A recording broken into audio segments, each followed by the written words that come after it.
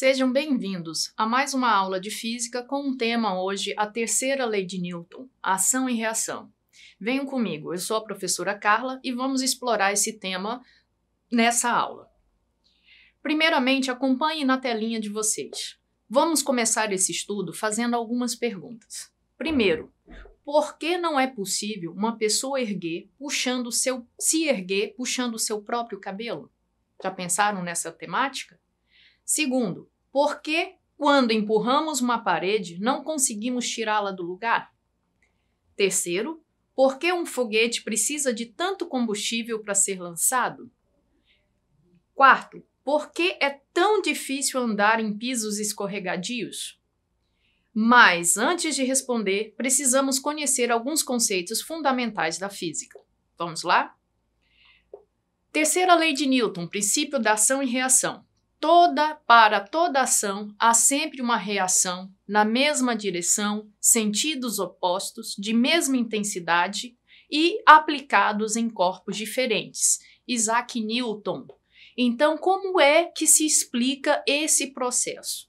Na aula passada, nós falamos da segunda lei de Newton e vimos o conceito de força. E mencionei que para toda força existe sempre um par. Então, esse par é justamente a questão da ação e reação. Então, acompanhe a imagem que aparece na tela para vocês. Temos aí a imagem de uma pessoa andando. Nós temos o pé aplicando uma força no chão e a reação seria o chão aplicando uma força contrária, mas na mesma direção, no pé. Temos na fotografia ao lado um foguetinho sendo lançado. Nós temos aí os gases expelidos aplicando uma força de impulsão ao foguete, que poderia ser a reação, e a ação seria os gases o chão empurrando o foguete. Então, como é que a gente vai identificar quando nós temos os pares, ação e reação, durante esse processo? Então, temos algumas observações. Continuem observando a nossa telinha. Então, vejam só.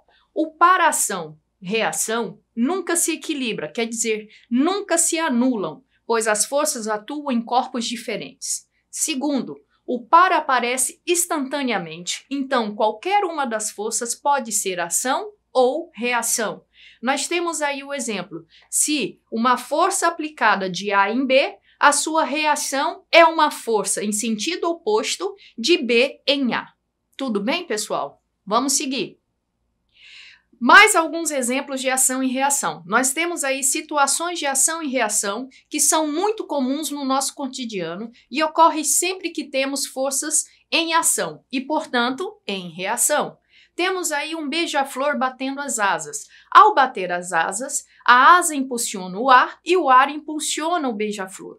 Temos também aí um atleta de remo. O remo empurra a água para trás e a água empurra o remo para frente.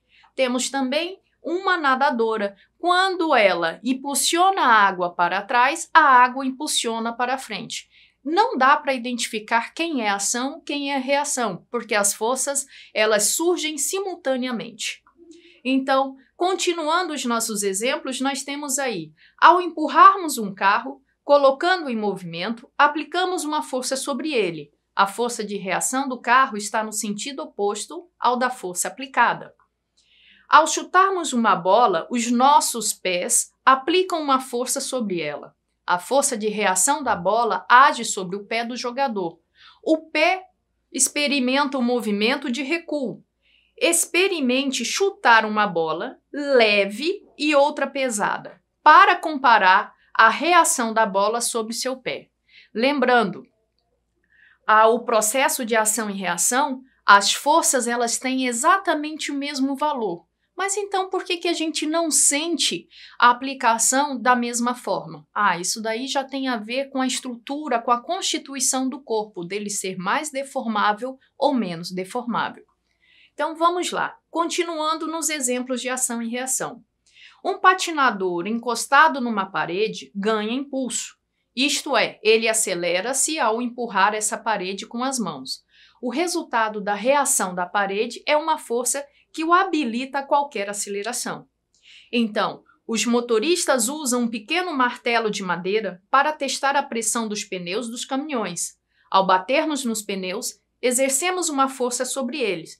A força de reação dos pneus faz o martelo inverter o sentido do movimento.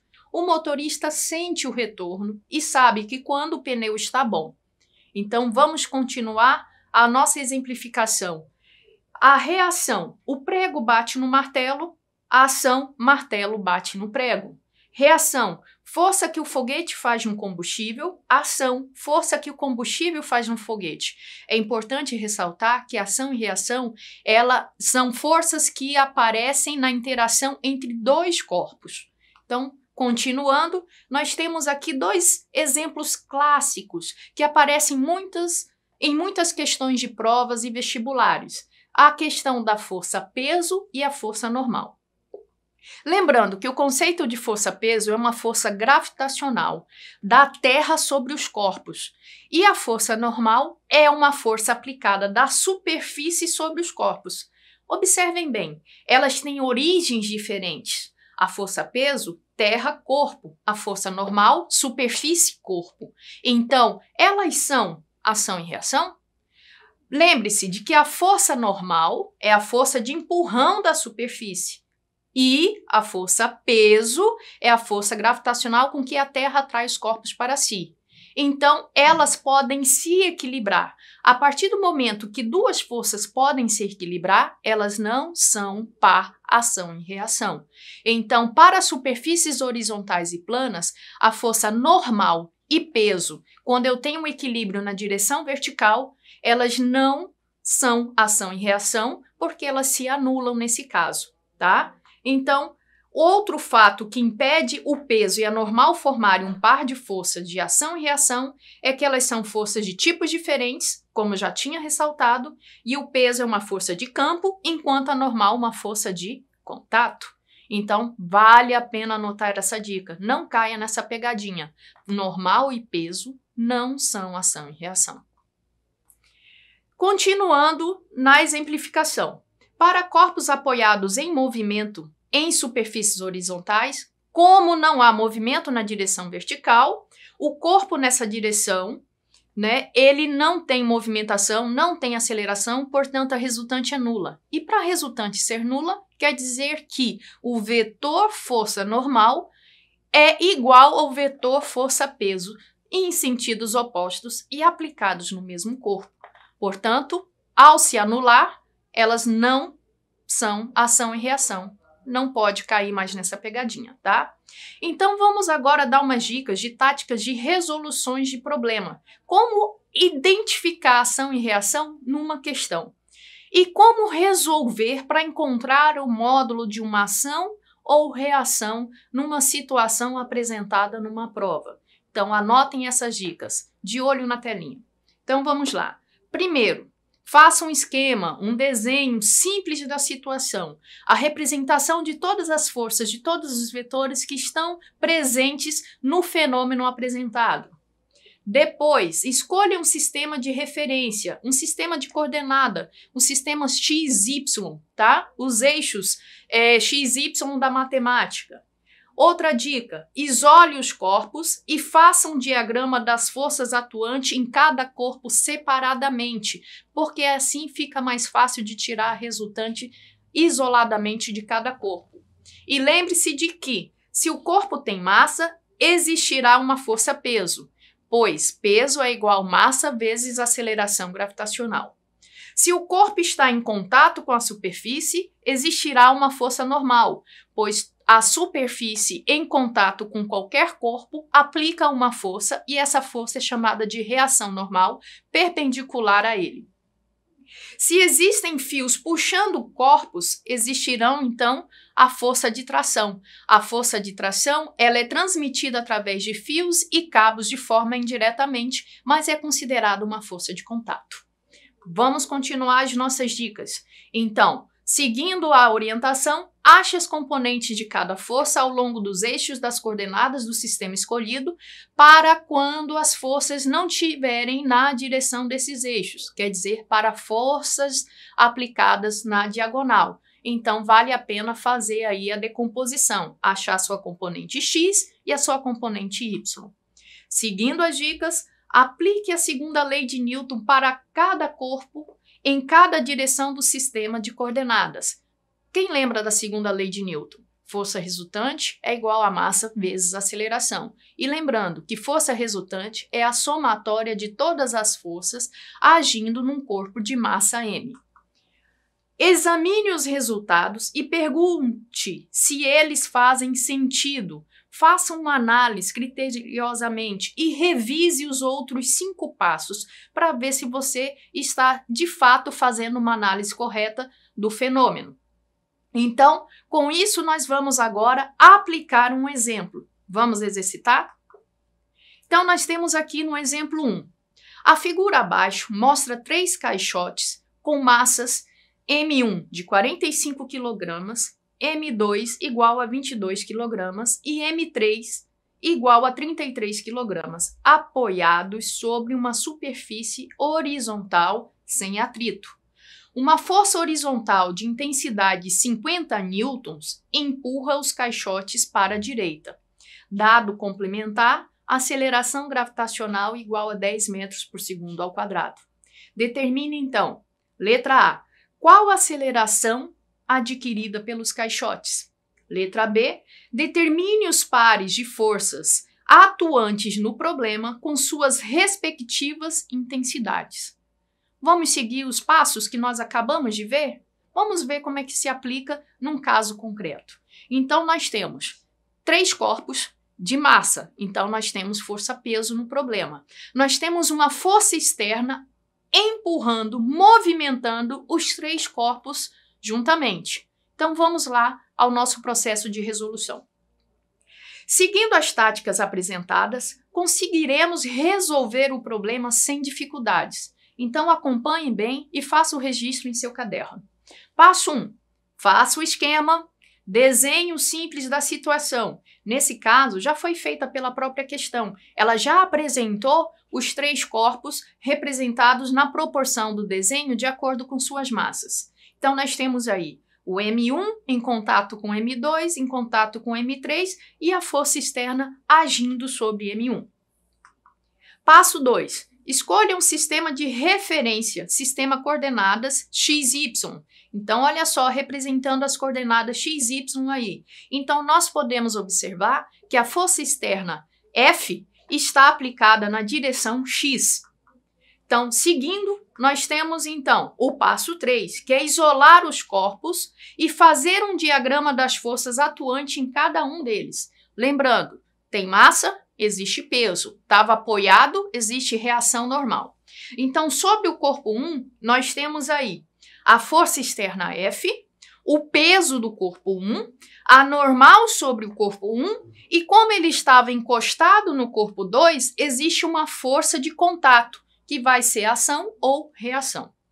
Para o corpo 2, nós temos a ação ou reação vindo do contato com a massa 1, o peso 2, a normal 2 e a massa 2, como estava em contato com a massa 3, então existe uma força de reação, né, da massa 3 aplicada sobre a massa 2. E o corpo de massa 3, ele está em contato com o corpo 2, portanto existe ação e reação entre eles, a normal, por estar apoiado, e o seu peso. Então observem só, no corpo 1 nós temos 4 vetores, 2 na direção horizontal e 2 na direção vertical. No corpo 2, também 4 vetores, vertical e horizontal. E no corpo 3, nós temos 3 vetores. Um horizontal, que é do contato com a massa 2, e 2 verticais, que é a normal e o peso. Lembrando, não existe movimento na vertical, então esses vetores na vertical estão se equilibrando, então eles são iguais em sentidos opostos, então nós iremos anular, ficando apenas os vetores na direção horizontal. Continuando para o passo 4. Ache as componentes de cada força ao longo dos eixos de coordenadas do sistema escolhido. Caso as forças estejam em direções diferentes desse sistema, Então, nesse caso, todas as forças estão na direção dos eixos das coordenadas. Então, nós não temos que fazer a decomposição em x e y, porque elas já se encontram nessas direções. Passo 5. Aplique a segunda lei de Newton para cada corpo em cada direção do sistema. Então, no eixo y, como não há movimento na direção vertical, temos que a resultante é nula. Logo, nós temos peso 1 igual ao normal 1, peso 2 igual ao normal 2, peso 3 igual ao normal 3. No eixo x, aplicando a segunda lei de Newton, nós temos a resultante igual a massa vezes a aceleração, porque existe movimento nessa direção, existe variação de velocidade. Então, para cada corpo, nós temos aí, para o corpo 1, a força externa menos a reação do corpo 2. Então, massa vezes a aceleração do corpo 1. O corpo 2, nós temos o contato com o corpo 1 menos o contato com o corpo 3. Massa do corpo analisado vezes a aceleração. E o corpo 3, nós temos aí a força de contato com o corpo 2, a sua massa vezes a aceleração. Então, somando as três equações, nós temos a força é igual à soma das massas vezes a aceleração. Como os três corpos se movimentam em conjunto, a aceleração é a mesma para os três. Então, qual a aceleração adquirida pelos caixotes? Vamos resolver agora a questão lá. Então, fazendo a soma das massas e a força externa é 50, nós temos aí uma aceleração, então, de 0,5 metros por segundo ao quadrado. Tudo bem? Então, vamos lá para a questão B. Determine os pares de forças atuantes no problema com suas respectivas intensidades. Então, a gente já tinha feito a análise do desenho, né, do esquema. Então, nós temos aí, lembrando que a força-peso ela é da interação com a Terra, a força normal é da interação com a superfície onde os corpos estão apoiados. Então, para P1, né, massa vezes aceleração, nós temos aí 45 vezes 10, 450 newtons, que é igual a normal 1. O peso 2, massa vezes aceleração gravitacional, teremos aí, então, portanto, 220 newtons, que é igual ao normal 2, porque se equilibra. E para o peso 3, massa vezes aceleração gravitacional, temos, então, 330 newtons igual ao normal 3.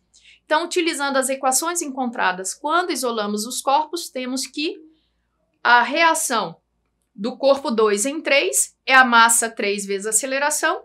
Encontramos, então, o valor de 16,5 newtons. E por reação, é o mesmo valor do corpo 3 em 2. E, continuando a análise, nós vamos chegar, então, a um resultado da força de ação e reação do corpo 2 a 1 a 27,5 newtons. Então é isso, pessoal. Por hoje é só. Não deixe de acessar a plataforma Eduque e nos encontraremos no próximo vídeo. Até lá!